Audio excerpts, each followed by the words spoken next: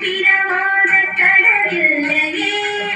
நிழலோடு நடக்காத உடல்லையே துடிக்காத இமையோடு விழியில்லையே துணையோடு சேராத இனமில்லையே என் மேலே உணர்வு எனதில்லையே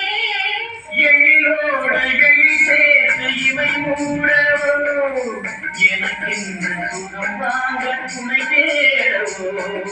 மலர்மேனி தன்னை கண்டு மகிழ்ந்தாடவோ மணக்கின்ற தமிழ் மண்ணில் விளையாடவோ கண்ணாரை கவி சொல்ல இசை பாடவோ இளம் சூரியன் உந்தன் வடிவானதோ செவ்வாழை உந்தன் நிறமானதோ சந்தோதயம் ஒரு பெண்ணாரோ செங்காமரை கண்ணாரோ